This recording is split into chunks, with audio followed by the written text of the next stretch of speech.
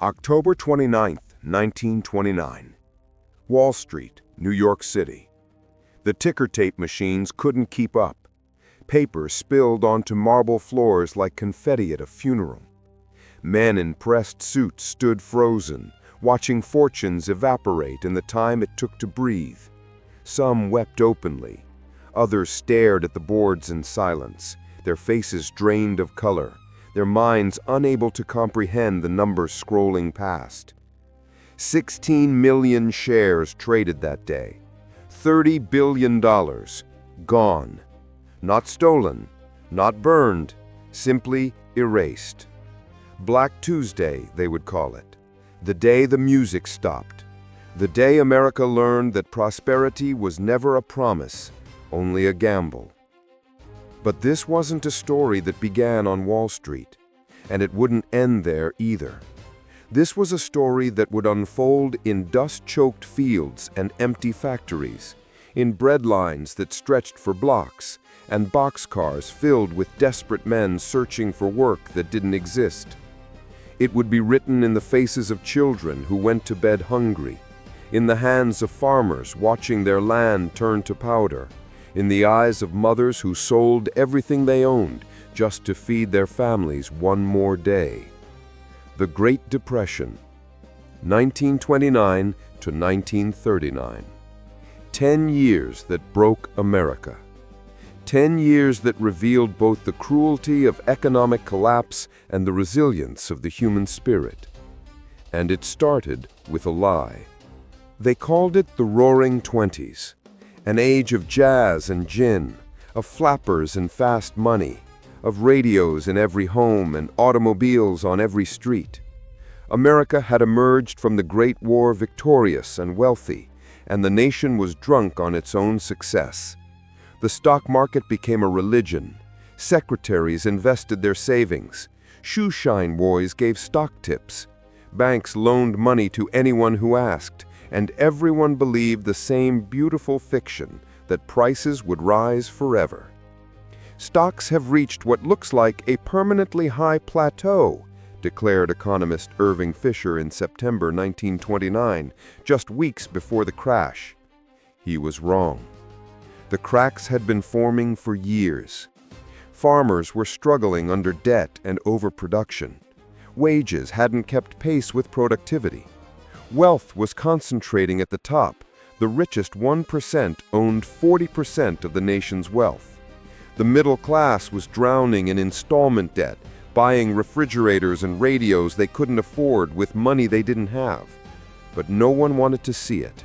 Not the bankers, not the politicians, not the millions of ordinary Americans who believed they were one lucky break away from striking it rich. October 24th, 1929, Black Thursday. The market dropped 11% in a single day. Panic selling, desperate calls from brokers demanding more collateral. Fortunes built over decades disappeared in minutes.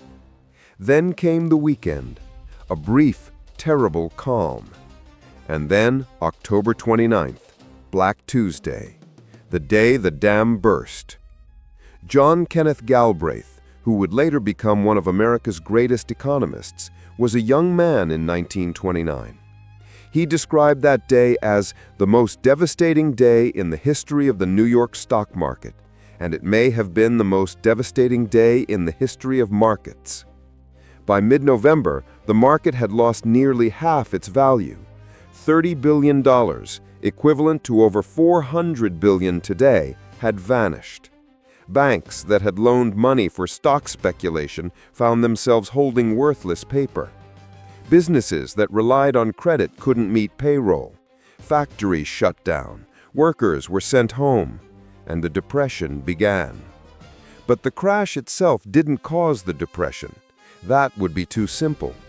What followed was a cascade of failures, policy mistakes, banking collapses, global contagion, that transformed a stock market crash into a decade-long catastrophe.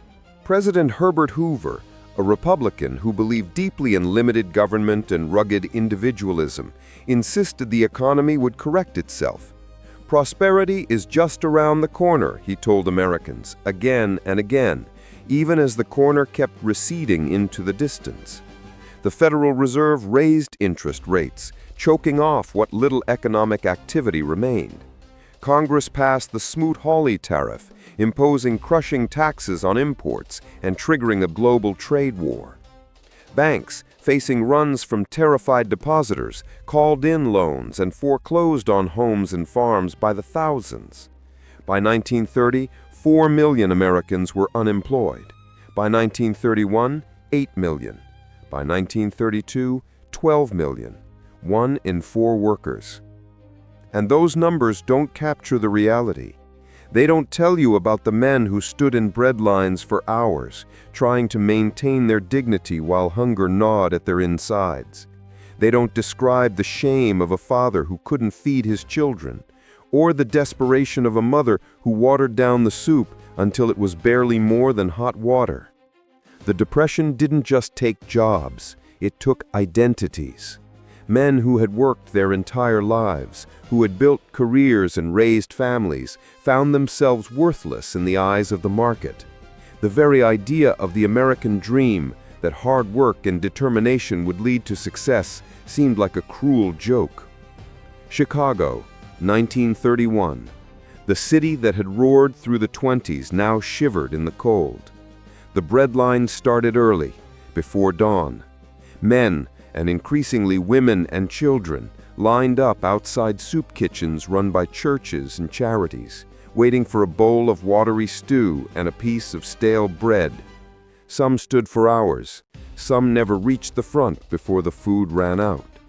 Al Capone, the notorious criminal, opened a soup kitchen in Chicago that served 3 meals a day to the unemployed. "They've got to eat," he said. The irony wasn't lost on anyone. The most famous criminal in America was doing more to feed the hungry than the government. In the tenements and back alleys, families doubled up, then tripled up in apartments designed for half as many people. Rent was impossible. Evictions were constant. Entire families moved onto the street, building makeshift shelters from scrap wood, cardboard, and corrugated metal. They called these settlements Hoovervilles, bitter mockery of the president who had promised prosperity. They sprang up in every major city, in New York's Central Park, along the Willamette River in Portland, in vacant lots in Seattle and Detroit. Some were organized, with makeshift streets and elected leaders. Others were simply collections of desperate people huddled against the cold. In the Hooverville in St. Louis, a reporter found a former bank manager living in a packing crate with his wife and 2 children. The man had lost everything, his job, his home, his savings. He said, "I'm not looking for charity. I just want to work. I want to take care of my family." But there was no work. The factories were closed. The offices were empty. The mines and mills and workshops that had powered American industry sat silent, rusting monuments to a prosperity that seemed like a distant dream. The heartland was dying.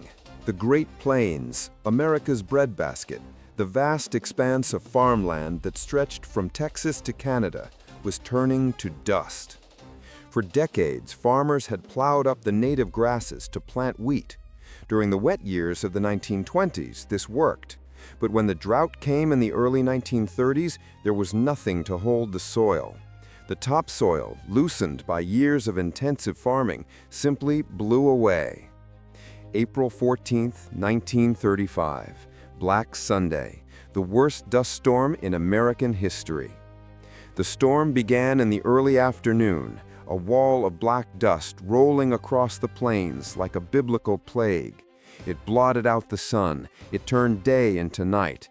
People caught outside couldn't see their hands in front of their faces. They couldn't breathe without choking. Birds fell from the sky, suffocated. The heartland was dying. The Great Plains, America's breadbasket, the vast expanse of farmland that stretched from Texas to Canada, was turning to dust. For decades, farmers had plowed up the native grasses to plant wheat. During the wet years of the 1920s, this worked. But when the drought came in the early 1930s, there was nothing to hold the soil. The topsoil, loosened by years of intensive farming, simply blew away.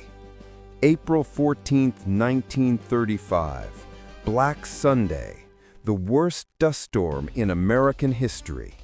The storm began in the early afternoon, a wall of black dust rolling across the plains like a biblical plague. It blotted out the sun. It turned day into night. People caught outside couldn't see their hands in front of their faces. They couldn't breathe without choking. Birds fell from the sky, suffocated. Cattle died standing up, their lungs filled with dust. Inside homes, families stuffed rags under doors and around windows, but the dust found every crack, every gap. It covered everything: food, clothes, furniture. People ate dust, breathed dust, slept in dust. Children developed dust pneumonia, their lungs scarred by the fine particles. Woody Guthrie, who lived through the Dust Bowl, captured the horror in his song The Great Dust Storm. We watched the dust storm coming. The cloud looked death-like black, and through our mighty nation it left a dreadful track. The storms continued for years, hundreds of them. The topsoil of the Great Plains, millions of tons of fertile earth, was lifted into the atmosphere and carried east, darkening skies as far away as New York and Washington. Ships in the Atlantic Ocean, 200 miles from land, found their decks covered in Oklahoma dust. For farmers, it was the end. Crops failed year after year. Livestock died. Wells ran dry.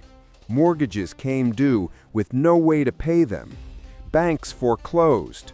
Families packed what they could into broken-down trucks and headed west, chasing rumors of work in California.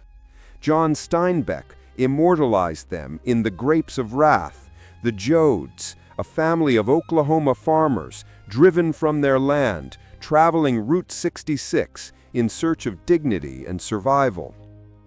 And they stood still and watched the potatoes float by, listened to the screaming pigs being killed in a ditch and covered with quicklime, watched the mountains of oranges slop down to a putrefying ooze, and in the eyes of the people there is the failure, and in the eyes of the hungry there is a growing wrath. These were the Okies, the Arkies, the refugees of the Dust Bowl. By 1940, 2.5 million people had fled the Plain States. They arrived in California by the thousands, living in camps and working for starvation wages, picking fruit for pennies a day. They were called lazy, dirty, undesirable. They were met with hostility, even violence. Signs appeared in California towns, Okies and dogs not allowed. But they kept coming, because going back meant death. The Depression didn't discriminate, but it didn't treat everyone equally either. For African Americans, the Depression was a catastrophe layered onto catastrophe. They had always known economic insecurity. Jim Crow laws in the South denied them access to most jobs, most schools, most opportunities. In the North, they faced discrimination nearly as severe, relegated to the worst housing, the lowest paying work, the last hired and first fired. When the Depression hit, black unemployment soared to 50% in some cities. In the South, white workers took jobs that had traditionally belonged to black laborers: domestic work, agricultural work, manual labor. No jobs for niggers until every white man has a job, read signs in Atlanta. The few government relief programs that existed were administered by local authorities, many of whom deliberately excluded black families or gave them smaller rations. In the South, relief agencies routinely denied aid to black farmers, pushing them off the land and into even deeper poverty. Lorena Hickok, a journalist hired by the Roosevelt administration to report on conditions across America, wrote from the South in 1934, "I've seen plenty of poverty in my time, but I've never seen such hopelessness. The Negroes are literally starving. I talked to families who hadn't eaten in 2 days." But even in the face of such suffering, black communities organized. Churches became centers of mutual aid, pooling resources to help the most desperate. Families took in neighbors, strangers, anyone who needed help. They created networks of survival that white America rarely saw and rarely acknowledged. And they demanded change. Organizations like the NAACP pushed for inclusion in New Deal programs. Black labor leaders organized workers, demanding fair wages and equal treatment. The struggle for economic justice became inseparable from the struggle for civil rights, a fight that would continue long after the Depression ended. March 4th, 1933, Inauguration Day. Franklin Delano Roosevelt took the oath of office under gray skies, facing a nation on the brink of collapse. Every state had closed its banks to prevent runs. Unemployment had reached 25%. Industrial production had fallen by half. A quarter of all farmers had lost their land.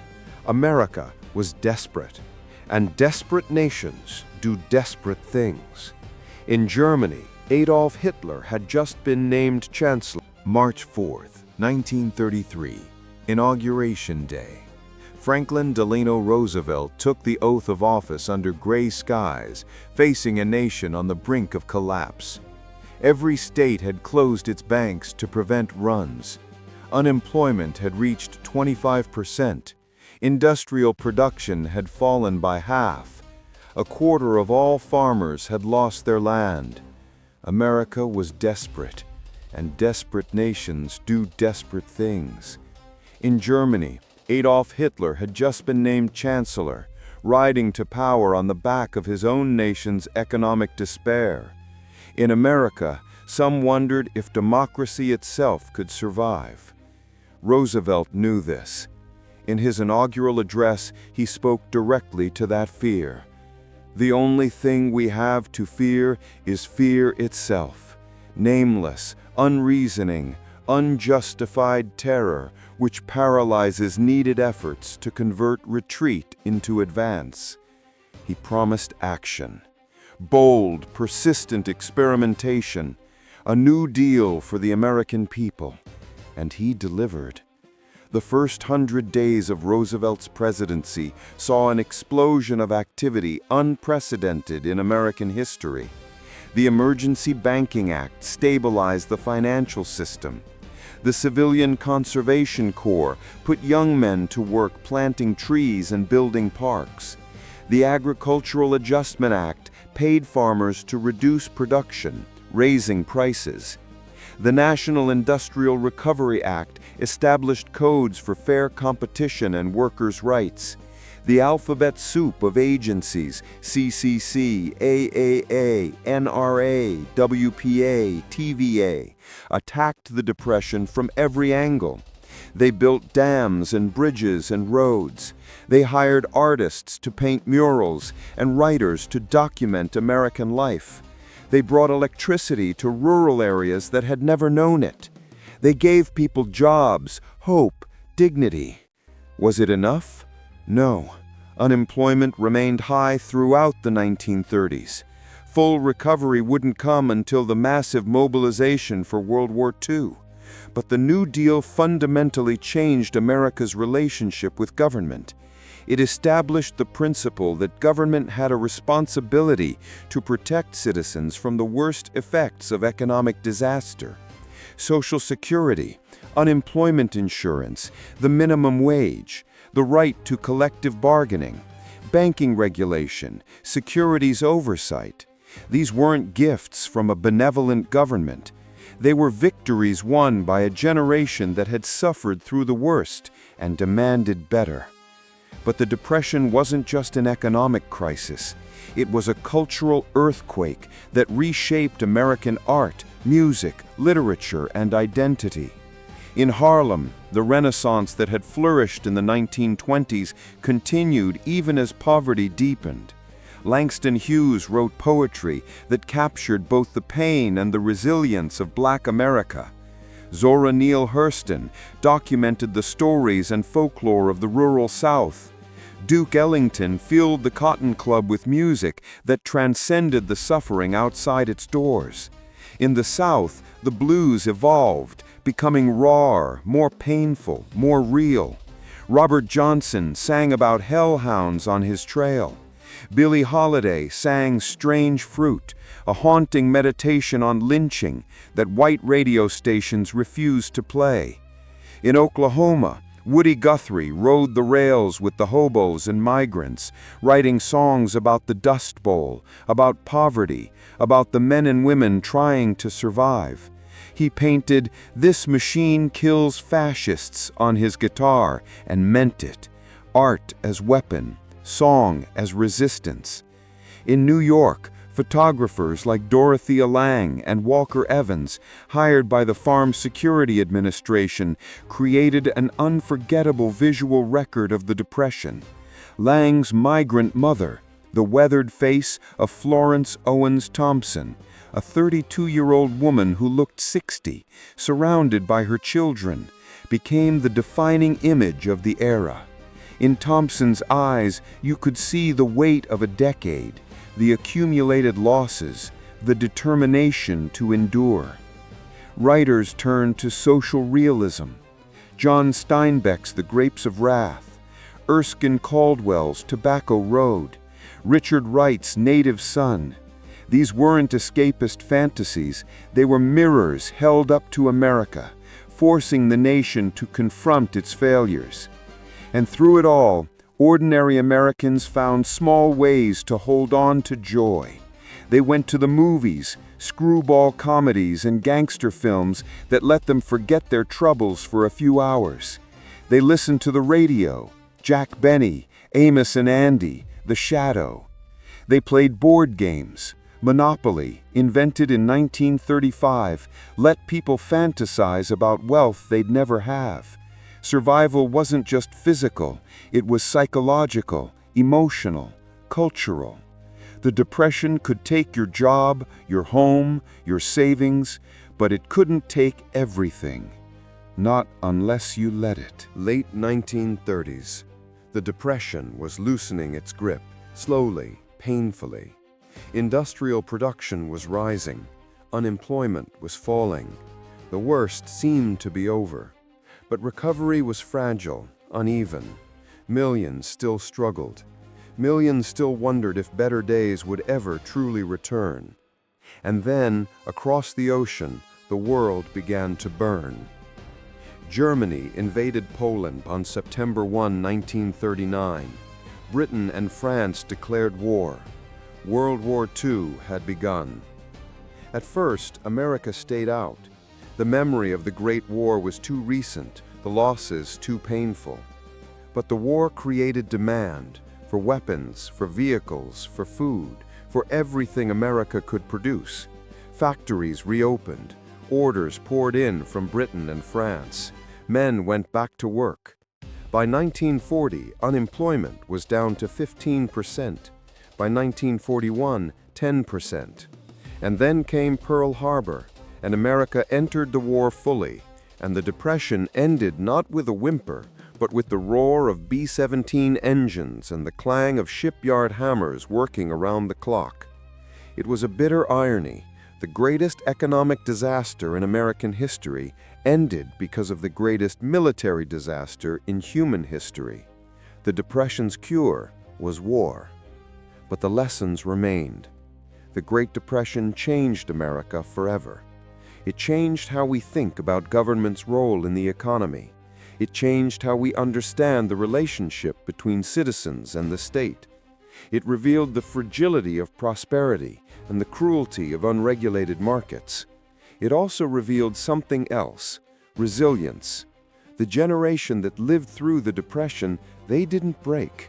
They bent, sometimes nearly to the breaking point, but they didn't shatter. They found ways to survive, to help each other, to hold on to hope when hope seemed foolish.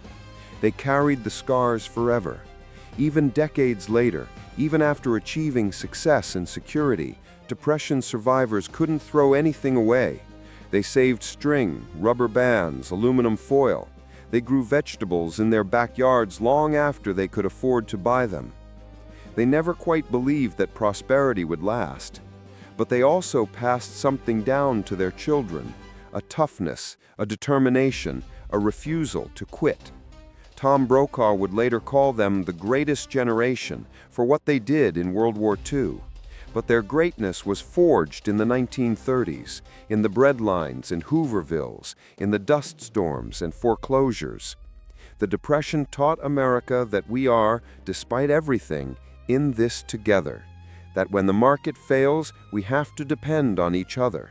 That government is not the enemy, it's the tool we use to solve problems too big for any individual. It taught us that poverty is not a moral failing, that unemployment is not laziness, that sometimes people need help through no fault of their own. These lessons have been forgotten, remembered, forgotten again. The cycle continues. But the truth remains, carved into the faces of Dorothea Lange's photographs, written in the dust of the Great Plains, sung in Woody Guthrie's ballads: we survive, together, or not at all. 70 years after Black Tuesday, America faced another economic crisis, the Great Recession of 2008. Banks failed, people lost their homes, unemployment soared. But it wasn't another depression. We had learned, we had tools, we had Social Security and unemployment insurance and deposit insurance. We had a Federal Reserve that understood it couldn't raise rates into a crisis. We had a government willing to act. The Depression generation had built a safety net, woven from the hard lessons of their suffering. And that net, however frayed, however imperfect, caught us before we fell as far as they had. That was their gift. That is their legacy. And we owe them. The men who stood in breadlines, the women who stretched pennies into miracles, the children who learned too young what it meant to be hungry. We owe them our memory. We owe them our understanding that prosperity is never guaranteed, that markets can fail, that we must take care of each other. We owe them the promise to never forget. The Great Depression ended more than 80 years ago. The Hoovervilles are gone. The Dust Bowl farms are green again. The factories that closed have been replaced by new industries, new technologies, new ways of creating wealth. But walk through any American city today and you can still see echoes. The bridges built by WPA workers, the post offices decorated by artists on government payroll, the dams that brought electricity to rural America, the parks planted by the Civilian Conservation Corps. These are monuments to a generation that refused to surrender, that faced the worst economic disaster in history and found ways not just to survive, but to build something better. Their names are mostly forgotten now. The men in the breadlines, the mothers in the Hoovervilles, the farmers who watched their land blow away, the workers who organized and fought and demanded dignity. But they were real. They suffered. They endured. They mattered. And their story, the story of the Great Depression, is not just history. It's a warning. It's a testament. It's a reminder that nothing is permanent, that prosperity can vanish, that we must always, always take care of each other. Because in the end, that's what they taught us. In the end, that's what they left us. Not just programs and policies, but a truth. We are only as strong as the weakest among us. We are only as secure as the most vulnerable. We are only as free as those with the least. The Great Depression tested America's soul, and America barely, painfully, imperfectly survived. May we honor that survival. May we learn from that suffering. May we never forget the cost of forgetting.